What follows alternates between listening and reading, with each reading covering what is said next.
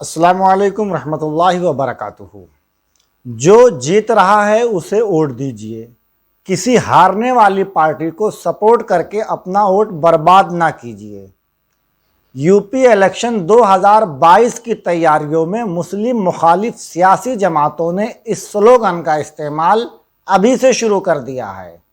بظاہر تو یہ ایک خوبصورت سبز باغ دکھانے جیسا لگتا ہے، لیکن حقیقت یہ ہے کہ یہ سلوگن مسلمانوں کے خلاف ایک ہتھیار کے طور پر استعمال کیا جاتا ہے، جس کے ذریعہ عام مسلمانوں کو ملی قیادتوں سے بدظن کیا جاتا رہا ہے۔ مسلمان بھلے ہی میری اس بات سے اتفاق نہ کریں، لیکن یہ ایک ایسی سچائی ہے جس کو اگر اب سنجیدگی سے نہیں لیا گیا تو بہت دیر ہو جائے گی۔ سوچئے کہ جو امیدوار جیت رہا ہے، اگر اس کو ووٹ دے کر ہم نے کامیاب کر بھی لیا تو ہمیں اس سے کیا ملے گا؟ کیا کسی جیت رہے امیدوار کو جتوا کر ہمارا بھلا ہو سکتا ہے؟ اگر ہاں تو اب تک ایسا کیوں نہیں ہوا؟ اور اگر نہیں تو ہم اپنی سیاسی حکمت عملی تبدیل کیوں نہیں کرتے؟ کیوں ہم ایک ایسی سیاسی آئیڈیالوجی کو آج تک فالو کرتے آ رہے ہیں جس نے آج تک ہماری قوم کو کچھ نہیں دیا؟ اگر آج تک اس طریقے سیاست سے مسلمانوں کا کوئی بھلا نہیں ہوا تو ہمیں کسی نئی حکمت عملی کو بہرحال بروئے کار لانا ہی چاہیے۔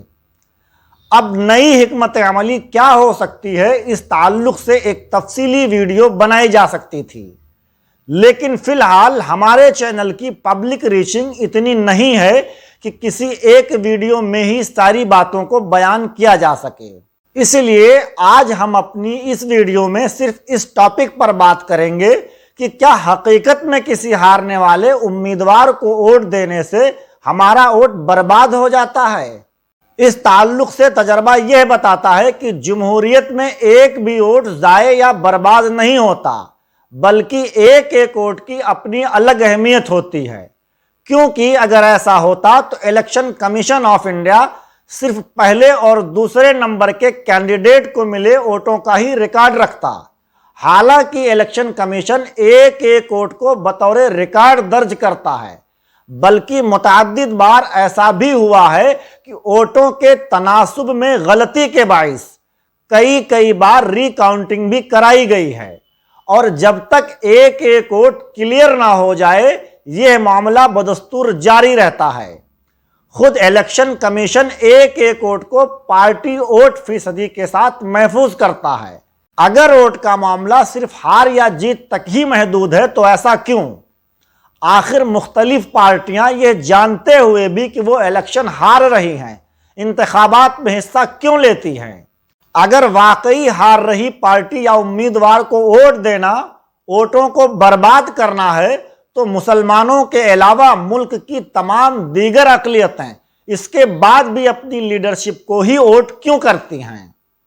حالانکہ وہ لوگ اچھی طرح جانتے ہیں کہ ان کی پارٹی الیکشن ہار جائے گی، لیکن پھر بھی وہ کسی اور پارٹی کو ووٹ دینے کے بجائے صرف اپنی ہی قیادت کو ووٹ کرتے ہیں۔ یہاں تک کہ ملک میں بہت ساری ایسی بھی پارٹیاں ہیں جو یہ بات بہت واضح طور پر جانتی ہیں کہ وہ الیکشن ہار رہی ہیں، لیکن اس کے بعد بھی وہ نہ صرف الیکشن میں حصہ لیتی ہیں بلکہ پوری طاقت اور دمداری سے حکومت سازی کا بھی دعویٰ کرتی ہیں۔ یہ بات سبھی پر واضح ہے کہ ایک اسمبلی یا پارلیمانی حلقہ سے صرف ایک ہی امیدوار کو کامیاب ہونا ہے، اس کے بعد بھی مختلف سیاسی پارٹیوں کے ساتھ ساتھ آزاد امیدوار بھی قسمت آزمائی سے پیچھے نہیں ہٹتے اور اپنے وجود کو تسلیم کروانے کے لیے تن من دھن سب نچھاور کر دیتے ہیں۔ آخر ایسا کیوں؟ اگر یہ بات درست ہے کہ ہارنے والے امیدوار کو دیا گیا ووٹ برباد ہو جاتا ہے تو کیا یہ سبھی امیدوار اور ان کے ووٹر سب بے وقوف ہیں جو ایک ہارنے والے امیدوار کو سپورٹ کرتے ہیں؟ اور اس ملک میں صرف مسلمان ہی واحد قوم ہے جو جیت رہے امیدوار کو ووٹ کر کے اپنی دوراندیشی کا مظاہرہ کرتی ہے۔ ہو سکتا ہے کہ آپ ایسا ہی سوچ رہے ہوں، لیکن ایسا ہرگز نہیں ہے۔ وہ بے وقوف نہیں بلکہ بلا کے چالاک اور دوراندیش لوگ ہیں جو اپنے مستقبل کی بنیاد کو مضبوط کر رہے ہیں۔ انہیں پتا ہے کہ ان کے امیدوار کو ملے انہی تھوڑے سے ووٹوں کی بنیاد پر کل ان کی سیاسی عمارت تعمیر ہوگی، یہاں تک کہ اسی ووٹ شیئر کی بنیاد پر وہ سماج سیاسی گلیاروں میں اپنی پہچان بناتا ہے، اور اسی ووٹ شیئر کے بدلے موجودہ سیاست اس طبقے کو اپنے ساتھ ملانے کے لیے اس سماج سے اس کی اپنی شرطوں پر اتحاد کرتی ہے، اور تال میل بیٹھنے کے بعد حکومت میں حصے داری بھی ملتی ہے۔ یو پی کی سیاست میں ووٹ بینک کا اگر سرسری جائزہ لیا جائے تو تصویر مزید واضح ہو جائے گی۔ 21% دلت ووٹ متحد ہوئے تو 4 بار ریاست میں حکومت بنائی، 5.5% راجپوتوں نے اتحاد دکھایا تو انہیں بھی سیاست میں حصے داری مل گئی، 2.5% بنیا برادری نے اپنا الگ ووٹ بینک بنایا تو انہیں سیاست نے نظر انداز کرنا بند کر دیا، 7% یادو اکٹھا ہوئے تو انہوں نے بھی 4 مرتبہ صوبے کی کمان سنبھالی، 3.2% کرمی اور 1.7% جاٹوں نے اپنی صفوں میں اتحاد پیدا کیا تو ان کے ساتھ بھی سیاست نے انصاف کیا۔ اس طرح ملک کی تقریباً ہر چھوٹی بڑی برادری کو ہندوستانی سیاست صرف اس لیے حصے داری دینے پر مجبور ہو گئی کیونکہ ان قوموں نے اپنی صفوں میں اتحاد پیدا کیا اور ہار جیت سے اوپر اٹھ کر اپنی قیادت اور ووٹ بینک کو مستحکم کیا۔ لیکن شرم کی بات ہے کہ 20% ہونے کے بعد بھی یو پی کے مسلمان سیاسی یتیمی کا شکار ہیں، اور یہ صرف اس لیے ہے کہ ہندوستانی مسلمان اپنی قوم کے لیے سیاست نہ کر کے کسی کو ہرانے اور کسی کو جتانے کی سیاست کرتا ہے، جس نے مسلمانوں کو آج بربادی کے اس دہانے پر لا کھڑا کر دیا ہے جہاں اس کے حق حقوق کی بات کرنا تو دور کی بات، مسلمانوں کا نام لینا بھی پسند نہیں کیا جاتا۔ اس لیے مسلمانوں کو اب ان نام نہاد سیکولر پارٹیوں کے فرضی سیکولرزم کے جال سے خود کو باہر نکالنا ہوگا، اور اس بات کو سمجھنا ہوگا کہ کوئی بھی ووٹ بیکار نہیں ہوتا، چاہے وہ جیتنے والے کو دیا جائے یا پھر کسی ہارنے والے امیدوار کو، بہرحال ہر ووٹ کی اپنی الگ ہی طاقت ہوتی ہے۔ ہندوستانی جمہوریت میں سیاسی حصے داری پانے کے لیے سب سے پہلے اپنی ایک الگ شناخت بنانی پڑتی ہے، اور اپنی الگ پہچان بنانا کسی غیر کے جھنڈے کے نیچے ہرگز ممکن نہیں ہے۔